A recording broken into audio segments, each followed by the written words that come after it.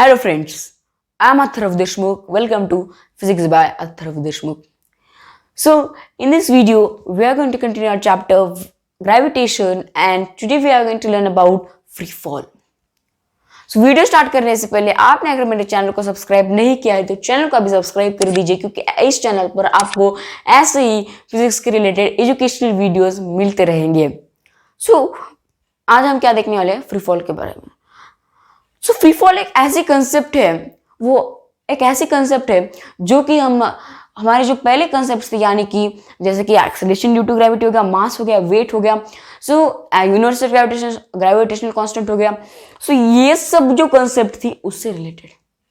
और free fall एक ऐसी कंसेप्ट है जिसमें हमें बहुत ज्यादा बहुत जनों को ऐसा कंफ्यूजन होता है कि कोई भी बॉडी अगर ऊपर से नीचे आ रही है तो फ्री फॉल कर रही है, राइट? हमें ऐसा लगता है कि कोई भी बॉडी अगर ऊपर से नीचे आ रही है तो फ्री फॉल कर रही है, पर अकॉर्डिंग टू फिजिक्स ऐसा नहीं होता. फ्री फॉल क्या होता है वो आज हम वीडियो में देखने वाले हैं, पर फ्री फॉल को पहले समझने से पहले हम कुछ एक्सपेरिमेंट्स को देख लेते हैं, एग्जांपल्स को देख लेते हैं, राइट? एग्जांपल्स को देख लेते हैं. सो फॉर एग्जांपल हमारे पास एक बकेट है, राइट? एक वेल होती है, वेल में आप बकेट को डालते हैं और पानी निकालते हैं. सो जब आपने नोटिस किया है कि जो बकेट होती है, राइट, बकेट है, और बकेट को हम क्या करते हैं, जो हमारे पास रोप होती है उसको हम क्या करते हैं, उससे टाई कर देते हैं और फिर पुली से अटैच करते हैं. यानी कि जो हम खींचते हैं हमारी बकेट को वेल से, वो किससे अटैच होती है? रोप पुली से अटैच होती है. सो आपने ये देखा होगा क्या कि उस पर क्या फोर्स लग रहा है? एक क्वेश्चन ऐसा आता है कि उस पर क्या फोर्स लग रहा है. आप बोलोगे उस पर तो मस्कुलर फोर्स लग रहा है, राइट? मैं तो खींच रहा हूं उसको, मस्कुलर फोर्स लग रहा है, बिल्कुल लग रहा है. आप बोलोगे ग्रेविटी लग रही है, बिल्कुल ग्रेविटी तो लगेगी. और साथ ही साथ यहाँ पर फ्रिक्शनल फोर्स भी लग रहा है. कैसे? देखिए, हमने जो रोप अटैच की है बकेट से और रोप को पुली से बांध दिया है, पुली से अटैच किया है. सो जब हम रोप को खींचते हैं तो पुली के सरफेस पे और रोप के सरफेस में फ्रिक्शन होगा कि नहीं होगा? राइट, होगा ना. सो यहाँ पर क्या हो रहा है? ग्रेविटी और फोर्स ऑफ फ्रिक्शन, ये दो फोर्स लग रहे हैं, राइट? दो फोर्स लग रहे हैं और इसी फोर्स की वजह से क्या हो रहा है कि बकेट जो है नीचे गिरने से क्या हो रही है? सेव हो रही है. यानी कि डायरेक्ट नीचे नहीं जाएगी, वो वहां पर ही अटैच रहेगी, तो वहां पर ही रुक जाएगी. और एक एग्जांपल देख ले, राइट? एक स्टोन होगा, राइट? एक स्टोन है हमारे पास. उस स्टोन को हमने क्या किया कि बहुत बड़े क्लिफ से नीचे डाल दिया. सो यहां पर उस पर क्या फोर्स लग रहे हैं? पहले तो ग्रेविटी, और क्या लग रहा है फोर्स? एक एयर रेजिस्टेंस फोर्स लग रहा है. एयर रेजिस्टेंस फोर्स क्या होता है? एयर रेजिस्टेंस फोर्स यानी कि जब एयर जो होती है एक बॉडी पर प्रेशर लगाती है, एयर जो होती है बॉडी पर फोर्स लगाती है और उसकी स्पीड क्या करती है? स्लो डाउन कर देती है. उसकी स्पीड को क्या कर देती है? स्लो डाउन कर देती है, राइट? जो फोर्स एयर लगा रहा है, दैट इज जो प्रेशर एयर लगा रहा है, जो फोर्स एयर लगा रहा है, that is air resistance, right?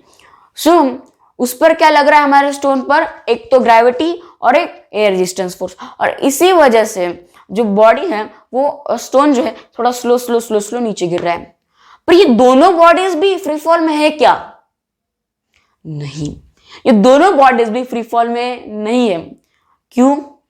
क्योंकि ये दोनों बॉडीज फ्री फॉल में इसलिए नहीं है क्योंकि फिजिक्स ऐसा बोलता है, फिजिक्स के अकॉर्डिंग ऐसा होता है कि अगर एक बॉडी फ्री फॉल में है, उसका मतलब कि उस बॉडी पर सिर्फ और सिर्फ ग्रेविटी लग रही है, सिर्फ और सिर्फ एक्सेलरेशन ड्यू टू ग्रेविटी हो रहा है, राइट? यानी कि सिर्फ उस पर जो है जी लग रहा है, एक दूसरा कौन सा भी फोर्स नहीं लगेगा, राइट?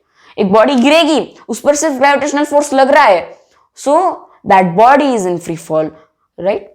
दूसरा कौन सा भी फोर्स नहीं लग रहा चाहिए, एयर रेजिस्टेंस नहीं, फ्रिक्शन फोर्स नहीं, एंड एनी अदर फोर्स, कौन सा भी फोर्स नहीं लगना चाहिए, सिर्फ ग्रेविटी लगनी चाहिए, तब जाकर वो बॉडी फ्री फॉल में होगी, राइट? फ्री फॉल आपको समझ आ गया. तो इसकी डेफिनेशन क्या होगी फिर?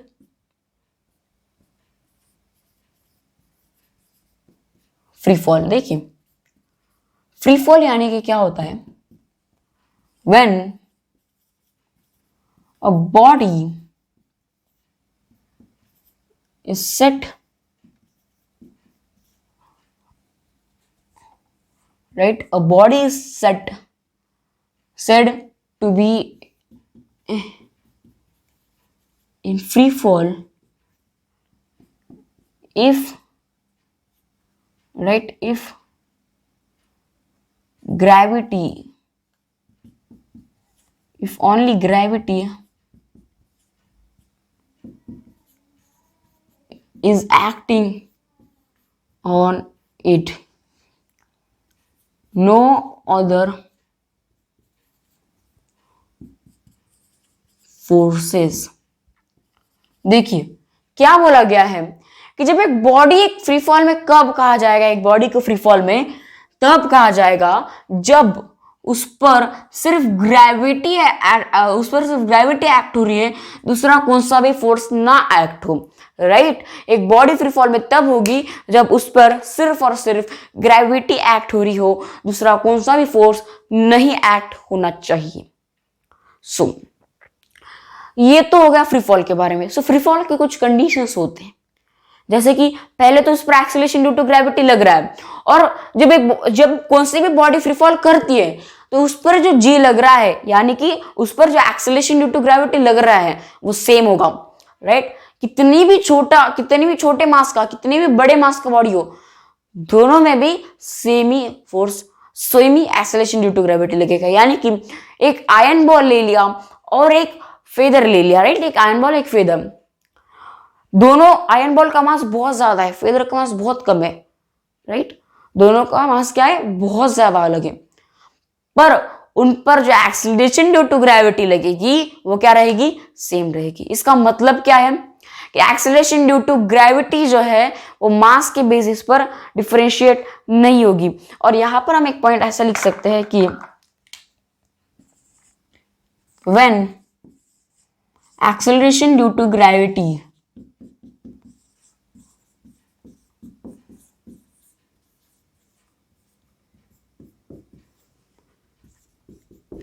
acts on body, it is same on every body,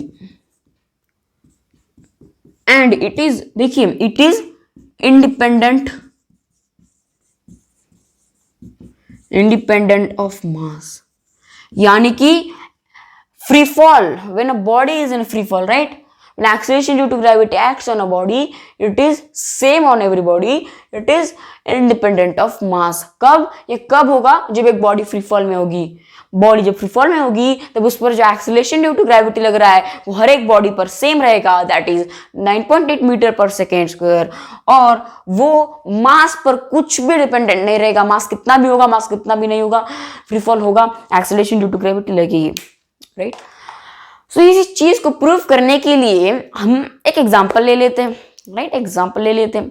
so for example एक आयरन बॉल है, राइट? एक आयरन बॉल है और एक फेदर है, जो मैंने आपको बताया था अभी, एक आयरन बॉल, एक फेदर। दोनों को क्या किया कि दोनों को हमने एक हाइट पर, सर्टेन हाइट पर हैंग किया, और क्या किया हमने, अभी दोनों को छोड़ दिया। सो आप ये चीज नोटिस करोगे कि आयरन बॉल का तो मास ज्यादा है, फेदर का तो मास कम है। आपको लगेगा यार फेदर सबसे पहले नीचे गिरना चाहिए, आयरन बॉल नहीं गिरेगा, फेदर सबसे पहले नीचे गिरना चाहिए। पर सबसे पहले क्या गिरता है, सबसे पहले आयरन बॉल गिरता है। क्यों? कि फेदर पर क्या लग रहा था, एयर रेजिस्टेंस फोर्स लग रहा था, because it is light weight, right? और वो उस फोर्स को अपोज नहीं कर पा रहा था। पर आयरन बॉल बहुत ज्यादा वेट का था, बहुत ज्यादा मास था उसमें, और उस फोर्स को अपोज कर पाता था। इसी वजह से आयरन बॉल बहुत फास्ट गिरा और जो फेदर है लेट गिरा। यानी कि इससे तो हमें पता चलता है कि मास का तो कोई रिलेशन नहीं है फ्री फॉल से, राइट? मास का तो कोई रिलेशन नहीं है फ्री फॉल से। मास कितना भी छोटा हो, मास कितना भी बड़ा हो, फ्री फॉल से कोई रिलेशन नहीं है मास का, राइट? सो ये तो हो गया हमारे पास एक कि मास का कोई रिलेशन नहीं है फ्री फॉल से। सो इस एक चीज को प्रूव करने के लिए देखिए क्या हुआ, इसी चीज को प्रूव करने के लिए जो हम एक और एग्जांपल ले लेते हैं। क्या? देखिए, एक आयरन बॉल, एक वुडन बॉल, दोनों का जिस साइज है वो सेम। देखिए, एक आयरन बॉल, एक वुडन बॉल, दोनों की साइज सेम है, पर आयरन बॉल का मास ज्यादा है, राइट? आयरन बॉल का मास ज्यादा है पर दोनों की साइज सेम है। दोनों को हमने हैंग किया, दोनों को नीचे छोड़ा, दोनों पर भी सेम रेजिस्टेंस फोर्स लग रहा है, राइट। दोनों पर भी सेम एयर रेजिस्टेंस फोर्स लग रहा है, पर इस टाइम पर हम क्या करते हैं, दोनों पर सेम रेजिस्टेंस फोर्स लग रहा है, रेजिस्टेंस फोर्स, इसी वजह से एयर रेजिस्टेंस फोर्स को हम निग्लेक्ट कर लेते हैं, राइट। निग्लेक्ट कर लेते हैं, उसको हम कंसिडर ही नहीं करेंगे, राइट। और मान लेते हैं यहां पर एयर रेजिस्टेंस फोर्स लग रहा है, इसका मतलब बॉडी फ्री फॉल में नहीं है, पर हम सिर्फ कंसिडर कर रहे हैं, राइट। सो कंसिडर करते हैं कि बॉडी पर रेजिस्टेंस फोर्स क्या हो रहा है, लग ही नहीं रहा, सिर्फ ग्रेविटेशनल फोर्स लग रहा है और इसी वजह से बॉडी फ्री फॉल में है। सो जब हमने बॉडी को नीचे छोड़ा, आयरन बॉल और वुडन बॉल, सो दोनों भी एक के बाद एक गिरे, राइट, एक के बाद एक, चाहे वो आयरन बॉल पहले गिर सकता है या वुडन बॉल, राइट। सो इसका कोई डिपेंडेंस नहीं है मास पर, और acceleration due to gravity, air resistance force, यानी कि मास कितना भी हो, फ्री फॉल दोनों में भी होगा, एक्सेलरेशन ड्यू टू ग्रेविटी दोनों में भी सेम लगेगी, राइट। बात सिर्फ आती है एयर रेजिस्टेंस फोर्स की, एयर रेजिस्टेंस फोर्स की बात आती है। सो इसी चीज को प्रूफ करने के लिए और पहले लोग क्या समझते थे, जो एरिस्टोटल जो साइंटिस्ट थे, बहुत ग्रेट साइंटिस्ट एरिस्टोटल, सो उन्होंने क्या कहा था, उन्होंने कहा था कि जो लाइट वेट ऑब्जेक्ट, जो हाई वेट ऑब्जेक्ट होता है, राइट, जिसमें ज्यादा वेट होता है, वो सबसे पहले ग्राउंड पर गिरता है। यानी कि इस एक्सपेरिमेंट में हमने कहा, हमारे पास क्या था, आयरन बॉल सबसे हेवी वेट था, सो वो सबसे पहले गिरना चाहिए था, पर कुछ अलग ही हुआ। तो एरिस्टोटल जो थे, उनकी जो थ्योरी थी, उस थ्योरी को ट्राई करने के लिए उन्होंने क्या कहा था एरिस्टोटल ने, कि हेवी वेट ऑब्जेक्ट ग्राउंड पर सबसे पहले गिरता है। तो इस थ्योरी को हम क्या कह सकते हैं, इस थ्योरी को प्रूफ करने के लिए, इस थ्योरी को रॉन्ग प्रूफ करने के लिए जो हमारे पास साइंटिस्ट थे, गैलीलियो गैलीली, जो कि बहुत ही बड़े साइंटिस्ट है, हमारे स्पेस में, यूनिवर्स में उनका बहुत बड़ा योगदान है, राइट। जो गैलीलियो गैलीली थे, उन्होंने क्या किया, एक एक्सपेरिमेंट किया। जो लीनिंग टावर था पीसा का, राइट, जो लीनिंग टावर था पीसा का, उन्होंने क्या किया, वहां पर जो एक आयरन बॉल रखा और एक वुडन बॉल रखा, एक आयरन बॉल, एक वुडन बॉल, दोनों को नीचे छोड़ा। तो इसी जो उन्होंने रिजल्ट देखा, तो उन्होंने क्या देखा कि एरिस्टोटल ने जो स्टेटमेंट दिया था कि लाइट वेट ऑब्जेक्ट सबसे पहले ग्राउंड पर गिरता है, वो रॉन्ग था। जो गैलीलियो गैलीली ने एक्सपेरिमेंट किया, वो उस पर कुछ अलग रिजल्ट बना, और इसी वजह से एरिस्टोटल की जो स्टेटमेंट थी वो रॉन्ग प्रूव हो गई, राइट। सो इस पूरे एक्सपेरिमेंट को एक नया स्टेटमेंट देने के लिए हमारे पास एक नए साइंटिस्ट आए, जिनका नाम था सर इजैक न्यूटन, राइट। बहुत ही ग्रेट साइंटिस्ट है, राइट, आपको पता होगा। सो उन्होंने क्या कहा कि जो मास है, बॉडी का मास, एक्सेलरेशन ड्यू टू ग्रेविटी पर कुछ अफेक्ट नहीं पड़ता। यानी कि मैंने तो आपको बोला है, राइट, इंडिपेंडेंट ऑफ मास, ये किन्होंने दिया था, सर इजैक न्यूटन ने। सो उन्होंने क्या कहा कि बॉडी का मास एक्सेलरेशन ड्यू टू ग्रेविटी को अफेक्ट नहीं करता जब एक बॉडी फ्री फॉल में होगी। मास कितना भी हो, मास अगर एक बॉडी का ज्यादा भी है तब भी वो जल्दी गिर सकती है, अगर एक बॉडी का मास कम भी है तब भी वो लेट गिर सकती है, राइट। सो उन्होंने क्या कहा कि मास पर कोई डिपेंडेंसी नहीं है, एक्सेलरेशन ड्यू टू ग्रेविटी जब एक बॉडी पर लग रहा है और एक जब बॉडी फ्री फॉल में है, राइट। तीन साइंटिस्ट देखे, गैलीलियो गैलीली जिन्होंने एक्सपेरिमेंट जो था उन्होंने किया और एरिस्टोटल के स्टेटमेंट को रॉन्ग प्रूव कर दिया। सिर्फ बाद में क्या आया, बाद में जो साइंटिस्ट आए थे वो सर इजैक न्यूटन आए, उन्होंने कहा कि मास की कोई डिपेंडेंसी नहीं है फ्री फॉल में, एक्सेलरेशन ड्यू टू ग्रेविटी पर, राइट। फिर एरिस्टोटल ने कहा, उससे पहले एरिस्टोटल ने क्या कहा था कि जो हमारे पास हेवी वेट ऑब्जेक्ट है सबसे पहले गिरता है, और गैलीलियो गैलीली ने इसको रॉन्ग प्रूव कर दिया। सो आज की इस वीडियो में हमने क्या देखा, पहले तो फ्री फॉल को देखा। फ्री फॉल तब होता है जब एक बॉडी गिर रही है और उस पर सिर्फ और सिर्फ ग्रेविटी लग रहा है, एक दूसरा कौन सा भी फोर्स नहीं लगेगा, तब जाकर वो बॉडी को हम फ्री फॉल में कह सकते हैं। और बॉडी जब फ्री फॉल में होगी, कौन सी भी बॉडी पर same acceleration due to gravity लगेगा जब वो बॉडी फ्री फॉल में है, और उसके मास का कोई भी हम कह सकते हैं कि रिलेशन नहीं है, यानी मास कितना भी हो फ्री फॉल लगेगा, acceleration due to gravity same लगेगा। सो आज का वीडियो का आपको अगर अच्छा लगा है तो इस वीडियो को लाइक कीजिए, शेयर कीजिए अपने दोस्तों के साथ, सब्सक्राइब कीजिए मेरे चैनल को, क्योंकि इस चैनल पर आपको ऐसे ही फिजिक्स के रिलेटेड एजुकेशनल वीडियोस मिलते रहेंगे। And thank you for watching.